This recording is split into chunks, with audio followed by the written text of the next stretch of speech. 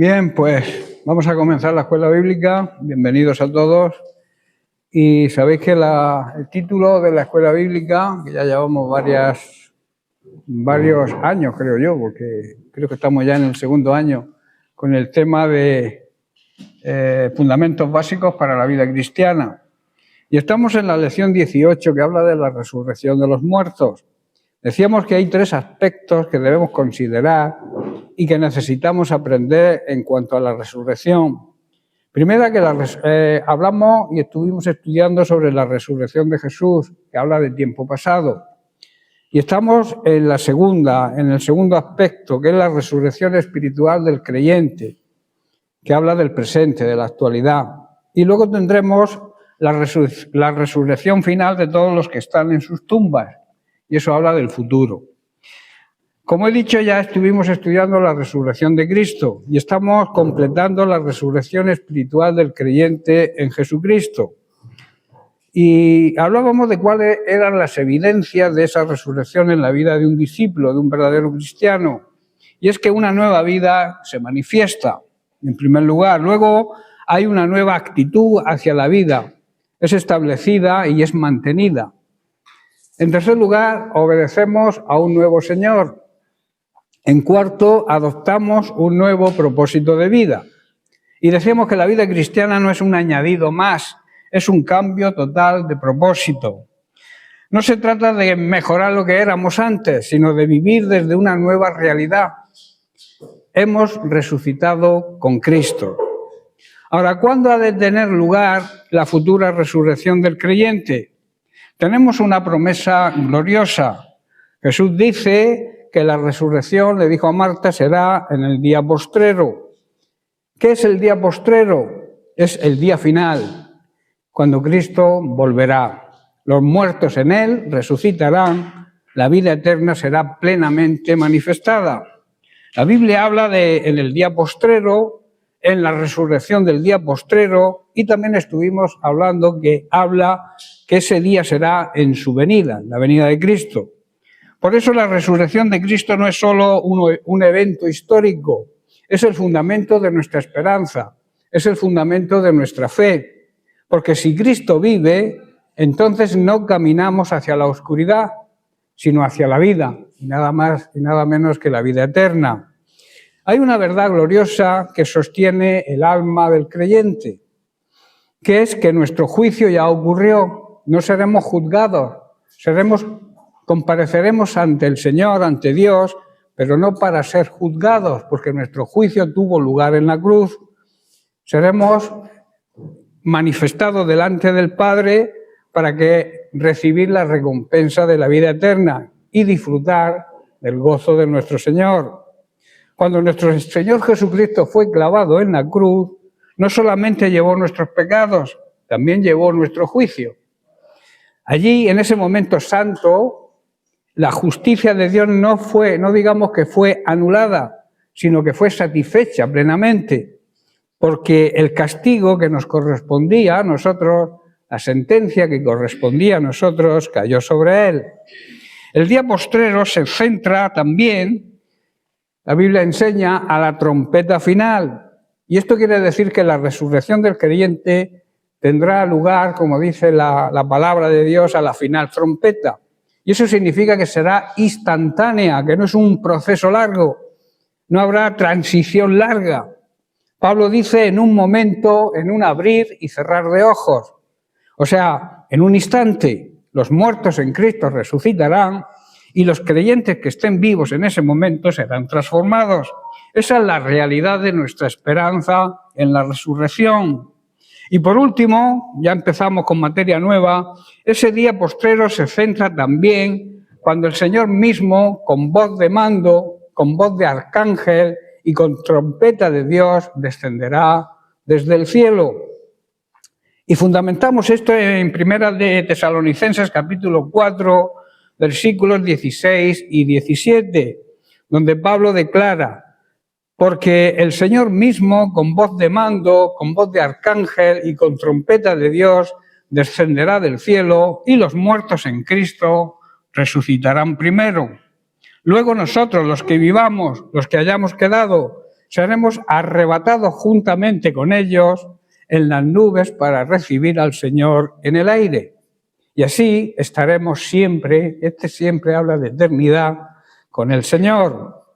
El Señor mismo descenderá del cielo con voz de mando, con autoridad, con voz de arcángel, y dice la palabra con trompeta de Dios.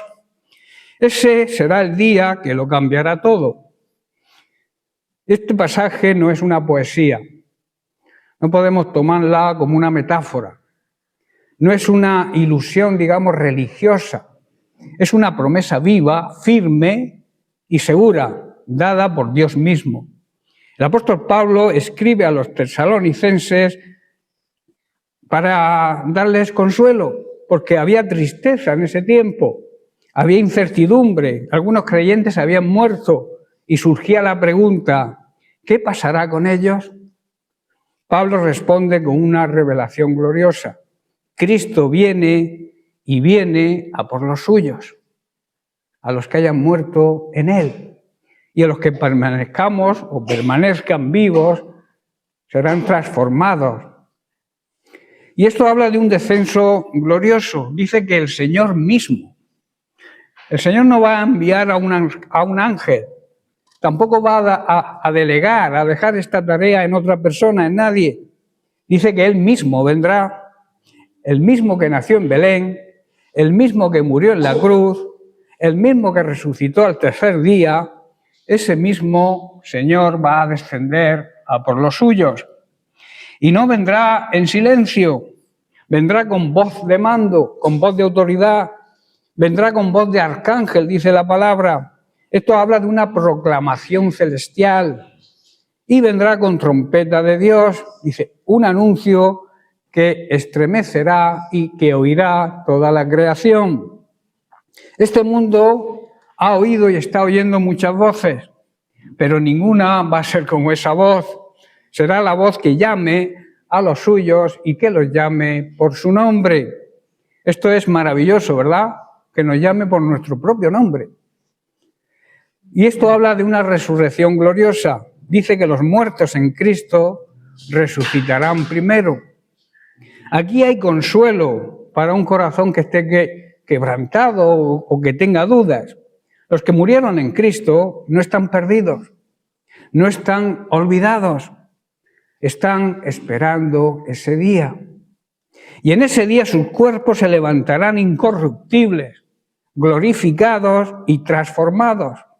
La muerte no tiene la última palabra, como la gente que no cree piensa que se muere uno y se acabó todo. La muerte es la puerta a la verdadera vida. La muerte no tiene, por tanto, como he dicho, la última palabra. La tumba no es el final del creyente ni de nadie. Cristo venció y su victoria va a alcanzar a los suyos. Podemos poner un ejemplo de la vida cotidiana.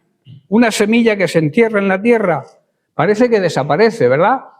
Por un tiempo tú la entierras y ves que no ocurre nada, pero en realidad está esperando el momento de brotar con vida nueva. Pasará el tiempo y esa semilla germinará, dará fruto. Así es el creyente que ha partido, será levantado en gloria. Y tendremos un encuentro glorioso, dice que seremos arrebatados. Pablo dice, nosotros los que vivimos, añade, es decir, habrá una generación que no verá muerte física y que en un abrir y cerrar de ojos será transformada. Y juntos los resucitados y los que han sido transformados seremos arrebatados. Esto no es una evolución espiritual, esto es una intervención divina, repentina y poderosa. La palabra arrebatados implica ser tomados con fuerza, con rapidez. No será progresivo, no se tomará a unos y después a otros. No será lento, será en un instante, como hemos dicho. ¿Y hacia dónde vamos? Vamos a recibir al Señor en el aire. Tremendo, ¿verdad? Para el que cree de verdad. El encuentro más esperado de la historia. El momento y el encuentro más glorioso que cualquier reunión que podamos tener, el encuentro más grande que cualquier evento de esta tierra. Y hay una comunión, va a haber una comunión eterna, porque dice, y así estaremos siempre por la eternidad con el Señor. Digamos que aquí está el punto álgido, el clímax de este pasaje. No es solo escapar de este mundo, no es solo recibir un cuerpo glorificado, no es solo ver ángeles o cielos abiertos, es estar con Él. Y así, dice Pablo, estaremos siempre con el Señor. No habrá separación, estaremos sin pecado, ahí el pecado ya no existe. No habrá lágrimas, no habrá enfermedad, no habrá muerte física. Todo lo que ahora vivimos por fe, allí lo veremos por vista. Amén. Y aquí hay una enseñanza y unas aplicaciones prácticas. En primer lugar, tenemos que vivir con esta expectativa. Cristo puede venir en cualquier momento. No te descuides. En cualquier momento puede venir. No mañana quizá, hoy mismo podría venir. No en años. En cualquier instante puede venir el Señor a por los suyos. Yo te pregunto, ¿cómo estás viviendo hoy? ¿Estás preparado o estás preparada para que el Señor venga dentro de 10 minutos, 5 segundos? ¿Estás preparado de verdad para irte con Él? En segundo lugar, no debes aferrarte a lo temporal, a las cosas de este mundo. Este mundo no es nuestro destino final. Somos peregrinos, porque somos ciudadanos del cielo por una temporada aquí en la tierra. En tercer lugar, debemos consolarnos en medio de nuestro dolor. Quizá hayas perdido a alguien en Cristo, alguien que sabes que está con el Señor y aunque duela, este pasaje dice que volverás a verlo. Y eso es una esperanza, eso es una fe, eso es un gozo aún en medio del dolor, de la separación, de la pérdida. Examina tu relación con Cristo. Este evento será glorioso, pero solo será para aquellos que están en Él, que viven de acuerdo a su palabra, que le siguen, que lo reconocen como la cabeza de su iglesia. La pregunta no es si Cristo viene. La pregunta es, ¿estás preparado para recibirlo? Porque Cristo viene, seguro. No sabemos cuándo. Por eso hay que estar listos y preparados, porque en cualquier momento puede aparecer. Hay un día marcado, digamos, en el calendario eterno de Dios, un día en que el cielo se abrirá, la trompeta sonará y Cristo descenderá. Créelo. Ese día los muertos se levantarán, los vivos serán transformados y la iglesia será reunida con su Señor. Y desde ese mismo momento, nunca más nos vamos a separar de Él. Estaremos la eternidad. Aquí la vida es corta, relativamente corta, es efímera, pero la eternidad no tiene principio ni tiene fin. Y estaremos toda una eternidad con Cristo. La siguiente consideración: ¿qué efecto debería tener la resurrección en la conducta de un discípulo, de un cristiano verdadero? Primero, guardarnos de hacer lo que queremos y por consiguiente pecar, por no hacer lo que Dios quiere que hagamos. Tú puedes hacer lo que quieras y si tú haces lo que quieres y no haces lo que Dios quiere que hagas, estás en pecado y ya sabes cuál es la consecuencia del que vive en pecado. Primera de Corintios capítulo 15, a partir del 32 nos dice Pablo, si como hombre batallé en Éfeso contra fieras, ¿de qué me aprovecha si los muertos no resucitan? ¿Verdad? Comamos y bebamos porque mañana moriremos. No erréis, no os equivoquéis. Las malas conversaciones en otra traducción dice, las malas compañías o las malas influencias corrompen las buenas costumbres. Y el verso 34 dice, velad en imperativo, debidamente, y no pequéis, porque algunos no conocen a Dios, aunque digan que lo conocen. Para vergüenza vuestra, lo digo. Palabras fuertes del apóstol Pablo. Vemos aquí una advertencia clara y urgente. Cuidado con vivir como queremos. El apóstol Pablo, repito, hace una advertencia muy seria al corazón humano cuando se aparta de la voluntad y de la verdad de Dios. Nos presenta una lógica muy peligrosa. Si no hay resurrección, si no hay eternidad, entonces podemos vivir como queramos, ¿verdad? Pero nosotros creemos que hay una resurrección, creemos que hay una eternidad y por eso no podemos vivir como queremos. Debemos vivir como Él quiere que vivamos. Y eso no está tan lejos. Hoy en día ocurre lo que ocurre en nuestro tiempo. Cada uno hace lo que le da la gana. Incluso muchos llamados cristianos oyen la palabra y siguen siendo igual, no cambian. Oyen el mensaje, son tocados, quizás sientan una emoción en ese momento, pero se van a casa y siguen igual. Eso es lamentable. Y eso está ocurriendo hoy en la iglesia contemporánea. Hoy muchos viven bajo ese mismo pensamiento. Haz lo que sientas, dice el mundo. Vive tu verdad. Disfruta ahora. Pero la palabra de Dios nos advierte. Cuidado con hacer lo que queremos, porque eso nos puede llevar directamente al pecado y como consecuencia a la condenación eterna. Es un asunto grave y peligroso. No podemos dejarlo, obviarlo y decir, bueno, ya cambiaré. Como he dicho antes, el Señor puede venir en cualquier momento. La muerte te puede acontecer también en cualquier momento. Y si no estás preparado, ya sabemos dónde vamos si no le pertenecemos a Cristo. Cuando se pierde la visión eterna, se desata la carne, o sea, la naturaleza pecaminosa que se hereda de nuestros primeros padres, del pecado de Adán y de Eva. Hoy muchos viven bajo ese pensamiento, haz lo que quieras, haz lo que sientas. Pero eso es un engaño, es una mentira de Satanás. Nosotros los creyentes verdaderos, porque hay muchos que se llaman creyentes, pero no viven de acuerdo a lo que creen o lo que supuestamente creen. Porque si crees, tienes que obedecer a aquel a quien crees. Pablo dice, si los muertos no resucitan, comamos y bebamos.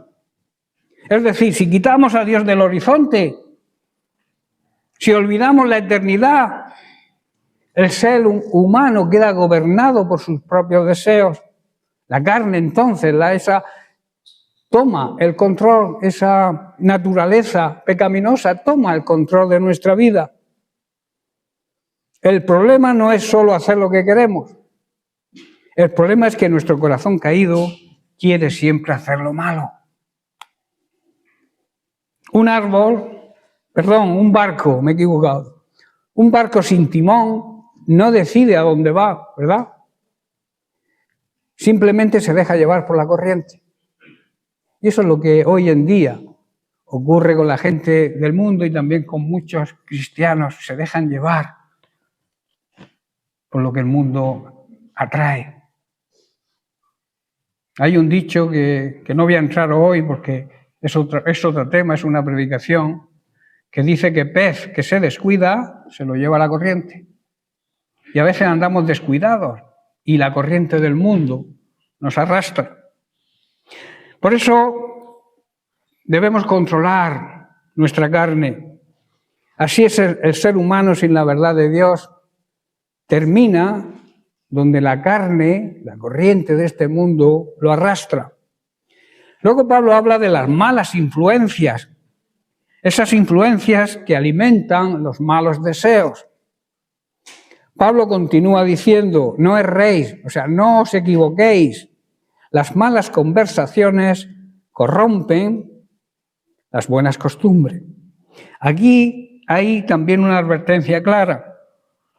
No solo luchamos con lo que hay dentro de nosotros, sino también con todo lo que nos rodea.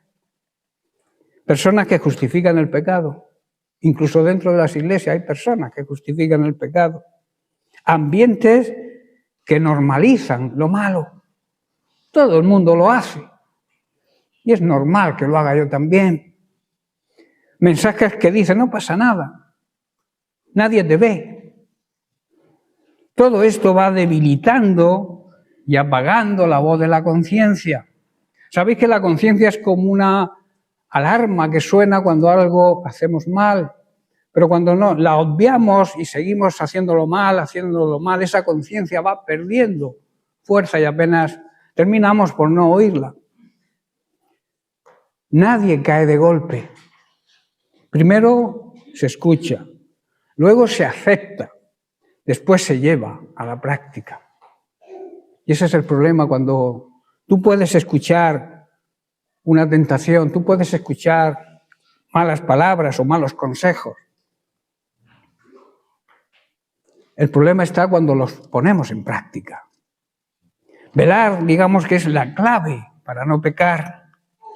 Pablo nos dice algo muy directo. Velad en imperativo, debidamente, y no pequéis. No viváis en pecado. No dice intenten no pecar. No está diciendo Pablo eso, ¿verdad? Está diciendo velad, estar atentos como un centinela en su puesto de centinela. Tiene que estar despierto, velando. Velar significa estar despierto espiritualmente. Examinar nuestros pensamientos. Y si no son pensamientos de acuerdo a la palabra de Dios, llevarlos sometidos a la obediencia a Cristo. No confiar en nuestra propia fuerza. El creyente que se descuida, tarde o temprano, cae en lo que quiere, no en lo que Dios quiere. ¿Está comprendiendo? La frase que he dicho antes, pez que se descuida se lo lleva a la corriente, es una expresión sencilla, pero con una enseñanza muy profunda. Voy a tratar de explicarlo. Esta frase tiene un significado natural, claro está. En lo literal, un pez que deja de nadar con atención, que baja la guardia o se distrae, termina siendo arrastrado por la corriente del agua, ¿verdad? Así es el creyente que se descuida. No decide hacia dónde ir, simplemente es llevado por la fuerza del entorno, del mundo que le rodea. Luego está el significado espiritual. Espiritualmente esta frase describe muy bien la vida del creyente. Si una persona se descuida en su relación con Dios, poco a poco empieza a ser arrastrada por la rutina, por el pecado, por las malas influencias y por el pensamiento del mundo, por lo que piensa el mundo. Y esto no ocurre de golpe, es un proceso silencioso.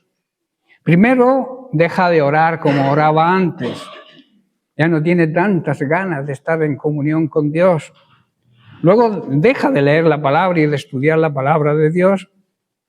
Luego empieza a ceder en pequeñas cosas. Las pequeñas zorras, recordemos que se hacen grandes, ¿verdad?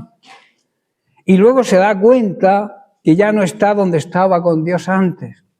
Está distante, no porque Dios se vaya, sino porque nosotros nos alejamos de Él con nuestra forma de comportarnos. Luego habla de la corriente de este mundo. La Biblia enseña que hay una corriente en este mundo, una forma de pensar, una forma de vivir, una forma de actuar que va en contra de las enseñanzas de la Biblia, o sea, va en contra de Dios. Y el problema es que si no andas intencionadamente hacia Dios, si no nadas o vas intencionadamente hacia Dios, la tendencia será retroceder. Por eso hay muchas personas estancadas hoy en día en las iglesias e incluso en vez de ir hacia adelante, van hacia atrás. Si no nadas, repito, con intención hacia Dios, automáticamente irás en la dirección contraria. La importancia de estar alerta. El creyente necesita vivir velando, orando y cuidando su vida espiritual, no por miedo, sino por la conciencia que nos advierte, porque sabe que si se descuida, no se queda quieto, se lo lleva a la corriente. Esta frase debe ser una advertencia para nosotros y un llamado a que no nos relajemos espiritualmente, a que no confiemos en nuestro estado actual, a que no pensemos que no pasa nada cuando caemos en pecado, porque sí que pasa. Aunque no lo notes de inmediato, sí que pasa. El pecado nos aleja de Dios. El pez que quiere mantenerse firme nada contra corriente. Y nosotros tenemos que nadar, ir contra la corriente de este mundo. ¿Sabéis lo que hace el salmón, verdad? El salmón siempre nada contra corriente, pero consigue llegar a ese mar tranquilo donde él pone sus huevos y se reproduce. Pero antes tiene un proceso de lucha, de ir contra la corriente. Nosotros somos como esos salmones. Debemos ir contra corriente para llegar a ese lugar de paz, de sosiego, donde el Señor nos espera, en ese remanso de paz y de gozo. Y el creyente que quiere permanecer en Dios no vive por inercia, vive con intención y con metas. El peligro está en que cuando dejamos de vigilar, comenzamos a justificarnos. Es que si no, el pecado muchas veces revela que desconocemos a Dios. Pablo añade algo muy fuerte. Algunos, aunque se llaman cristianos, no conocen a Dios. Y este conocer habla de relación, de intimidad. Esto no habla solo de ignorancia intelectual, sino de una relación superficial con Dios. No queremos profundizar, porque quizás si profundizamos, Dios nos va a hablar muy seriamente.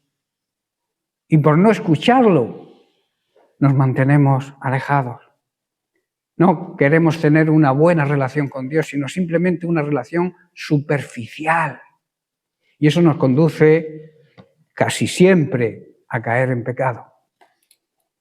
Porque cuando uno conoce verdaderamente a Dios, ama lo que Dios ama. Aborrece lo que Dios aborrece, que es el pecado. Desea agradarle más que agradarse a uno mismo. Por eso, vivir haciendo lo que queremos puede ser una señal de que necesitamos profundizar en nuestro conocimiento de Dios. Aplicación y enseñanza práctica. Esta palabra nos llama a examinarnos y hacernos las siguientes preguntas. ¿Estoy tomando decisiones basadas en lo que siento o en lo que Dios siente y lo que Dios dice? ¿Estoy rodeado de influencias que me acercan o que me alejan de Dios? ¿Estoy viviendo o estoy simplemente dormido, existiendo en vez de viviendo? No todo lo que queremos es bueno. No todo lo que sentimos es correcto. No todo lo que deseamos agrada a Dios. El mundo dice, haz lo que quieras, sé feliz, be happy, don't worry. Que sepa inglés ya me ha entendido. La palabra dice, velad y no pequéis. Vivir según nuestros deseos puede parecer libertad, pero en realidad es esclavitud al pecado. La verdadera libertad está en someter nuestra voluntad a Dios. No podemos vivir guiados por nuestros deseos, sino por la voluntad de Dios. Debemos despertar en nosotros ese corazón vigilante, sensible a la voz del Señor y fortalecido por la verdad de su palabra.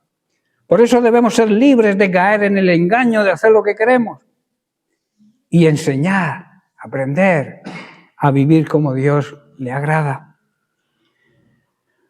Luego tenemos que estar comprometidos y mantenernos firmes y trabajar para el Señor.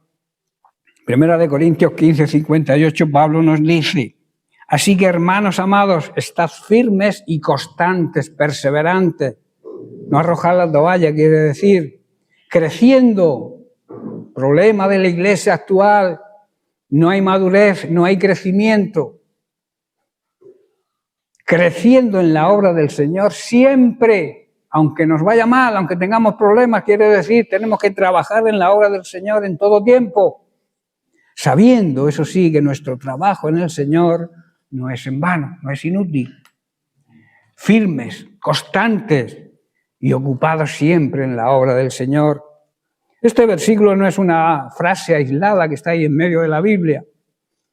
Es una conclusión gloriosa después de hablar de la resurrección. Pablo venía diciendo, Cristo vive, la muerte ha sido vencida, hay eternidad.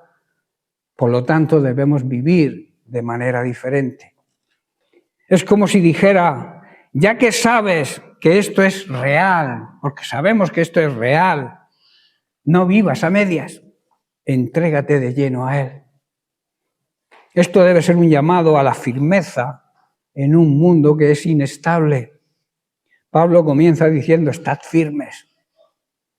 También lo dice el imperativo, como una orden, un mandamiento. Vivimos en tiempos donde todo cambia. Opiniones que hoy son verdad, mañana no. Personas que hoy están, mañana se van. Corazones que hoy prometen y que mañana se olvidan.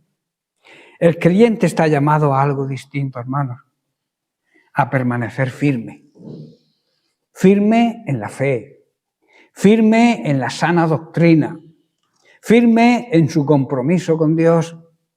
No es firme el que nunca tiene problemas, tampoco. Es firme el que no se mueve a pesar de los problemas, sigue manteniéndose en fe. Esto es como un árbol, como dice el libro de los Salmos, como un árbol plantado junto a corrientes de agua. Puede venir el viento, pero jamás se cae. Luego habla de constancia, la evidencia de un compromiso real. Luego Pablo dice, constantes, perseverantes. La firmeza habla de no moverse. La constancia habla de no detenerse. Muchos empiezan, pero pocos terminan, pocos permanecen. Empiezan con ánimo, pero se enfrían. Empiezan con pasión, pero se cansan. Empiezan sirviendo, pero acaban abandonando. Pero Dios no busca emociones momentáneas. Dios busca corazones perseverantes. El cristianismo no es una carrera corta. Es un camino largo, pero con una meta grandiosa, la vida eterna. La constancia se demuestra aún cuando no tienes ganas de seguir, cuando no ves resultados, cuando nadie te aplaude. Ahí es donde se prueba el compromiso verdadero. Luego dice creciendo, no estancados. Hay muchos creyentes estancados. Últimamente hago mucho hincapié en eso porque es una realidad de la iglesia contemporánea. Muchos cristianos que se limitan a visitar la iglesia los domingos y punto. Y somos iglesia los lunes también, los martes. Somos iglesia de lunes a lunes, no solamente los domingos. Por eso dice creciendo en la obra del Señor siempre. No dice participando de vez en cuando, ¿verdad? Dice creciendo siempre. Esto implica, hermanos, más entrega, más disposición, más madurez. El creyente no está llamado a mantenerse igual, sino a avanzar. Una fe no crece y entonces se enfría. Si la fe no te hace crecer, esa fe se enfría. Una vida que no avanza es una vida que acabará retrocediendo. Y fíjate bien, no es crecer en cualquier cosa, es crecer en la obra del Señor. Tú puedes crecer en tu trabajo, puedes crecer en tus estudios, en tus metas, digamos, de este mundo, que son lícitas, yo no digo que no, pero lo más importante es crecer en la obra del Señor. Es decir, empieza a servir más, empieza a involucrarte más en las cosas de Dios, empieza a vivir para algo que va a trascender a lo eterno. Nada de lo que hacemos para Dios es en vano, es inútil, porque Pablo termina con una verdad poderosa, sabiendo que vuestro trabajo en el Señor no es en vano. Aquí está, digamos, el combustible del compromiso, porque muchas veces el enemigo te susurra, no vale la pena seguir, ¿para qué? Nadie ve y valora lo que haces. No sirve de nada lo que haces. El enemigo pone esas frases en nuestra mente. Pero Pablo y Dios, porque son palabras de Dios en la boca de Pablo, para Dios nada es en vano.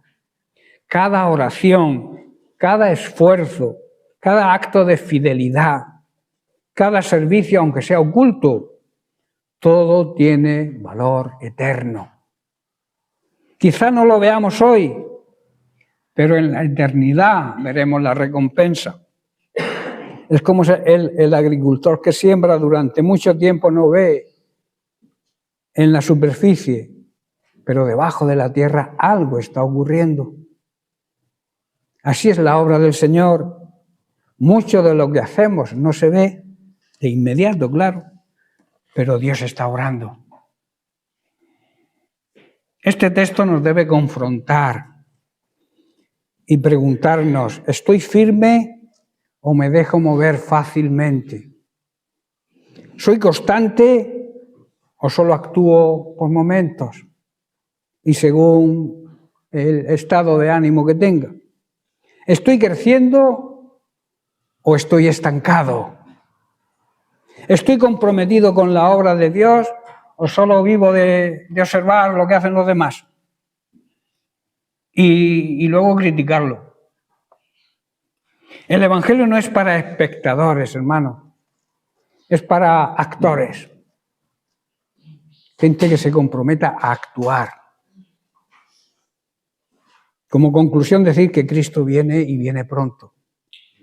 La muerte ha sido vencida. La eternidad es una realidad. Por eso debemos mantenernos firmes, ser constantes y entregarnos a la obra del Señor. Debemos pedir en oración al Señor que tengamos un corazón constante, que no se rinda ni se enfríe, que nos ayude también a crecer en su obra, a servirle con amor, con gozo, con fidelidad y a recordar siempre que nada de lo que hacemos para Él es en vano. Amén. Bien, pues lo dejamos aquí en la expectativa. Yo creo que la enseñanza ha sido buena. Podría seguir con la siguiente consideración, pero es mejor no hacerlo muy largo para que se nos quede bien claro lo que el Señor quiere de nosotros. Compromiso, entrega, que demos un paso más adelante, que dejamos de estar estancados, que empecemos a trabajar con alegría, con gozo. Aunque sea poco, empieza con poco si no has hecho nada hasta ahora. Pregunta a los líderes de tu iglesia, pregúntanos a nosotros, pastor, ¿qué puedo hacer? Siempre habrá algo que puedas hacer y que salga del estancamiento. Como siempre digo, cuando el agua se estanca, huele mal. Y así es la vida del creyente estancado, no huele bien. No sale un perfume agradable a la presencia de Dios. Por eso deja el estancamiento, sigue adelante.